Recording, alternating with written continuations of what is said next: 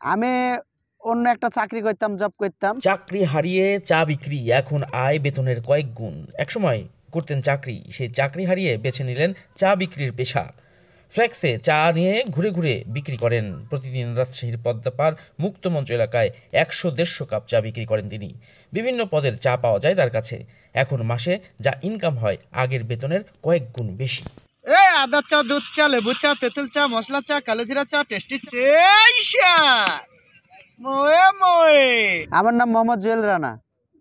আমি অন্য একটা চাকরি করতাম, জব করতাম। এখন কোনো কাজ না পেয়ে এই কাজটা আমি ধরেছি। আল্লাহর রহমতে আগের করতে একটু ভালো, ডাল ভাতটা জুটে, আলহামদুলিল্লাহ। কোন কোন জায়গায় বিক্রি করেন? আমি বেশিরভাগ মুক্ত মঞ্চ আর এই নদীর ধার। আগে বিক্রি করতাম সকাল থেকে, এখন সকাল থেকে না ইয়ে করে এখন বৈকাল থেকে, এখন বেলা ৩টার পর থেকে রাত 10টা 11টা, প্রায় 100-150 কাপ।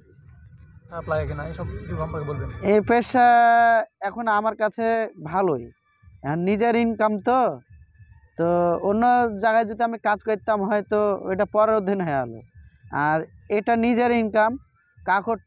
কারুক দু কথা শুনতে হয় না। আজ ইচ্ছা হলে বার হলাম, কাল ইচ্ছা হলে বার হলাম না, সেটা ব্যক্তিগত কাজ। তো এই যে মানুষে কী বললো ওইটা আমার দেখে লাভ নাই, আমি খাইটা খাচ্ছি। আর আমার এই চাটা সবাই পছন্দ করে এখন আল্লাহর রহমতে। ভালো ভালো মানুষ এসে ধরেন জিজ্ঞাসা করে সেই স্বাদের চা খাবো জুয়েল মামার। বাসা কোথায় হলো? বাসা আমার কাশিরাঙ্গা। মানে চাটা শুরু কিভাবে, গল্পটা বলবেন? চাটা শুরু হলো যে করোনার টাইমে, দোকানপাট বন্ধ, তখন অভাব, কোনো কাজকর্ম নাই। তখন সে টাইমে আমার আব্বু অ্যাক্সিডেন্ট করেছিল, তার মধ্যে আমার মেয়ে অসুস্থ ছিল।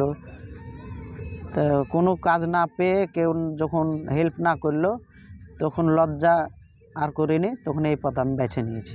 আলহামদুলিল্লাহ এখন এটার থেকে এখন আমার আব্বু অসুস্থ, নিজের ওষুধ পানির টাকা জড়ো করি, তারপরে আমার পরিবারের জন্য খাবারের টাকা আয় করি। এটার থেকে আল্লাহর রহমতে আমার জায়গাতে আমি ভালো আছি। এখানে পাওয়া যায় আদা চা, দুধ চা, লেবু চা, তেঁতুল চা, মশলা চা, কালো জিরা চা, তিল চা, বাদাম চা। এই চায়ের রহস্য আমি যখন মানুষকে খাওয়াবো, ধরেন আগে তো বেচতাম 5 টাকা কাপ, এখন যত দিন যাচ্ছে তত দিনের জিনিসপাতির এখন দাম বেশি। তার জন্য এখন আমাকেও সে কোয়ালিটি ইয়ে করে এখন দামটা আমাকেও করতে হচ্ছে, বাড়াতে হচ্ছে, না তো চলছে না। এখন চাল ডালের যে দাম বাজার হাটের, এখন সে ব্যক্তিগত ইয়ের থেকে এখন আমার চায়ের দামটা বাড়াচ্ছে। আর এবং আলহামদুলিল্লাহ হয়, রিজিকের মালিক আল্লাহ, বিক্রি হয়। আর এবং মানুষের একটাই কি ব্যবসা করলে হবে না, নিজের একটা ব্যবহারটা দেখা লাগবে। এই ব্যবহারের কারণে মানুষ আরও আগ্রহ করে।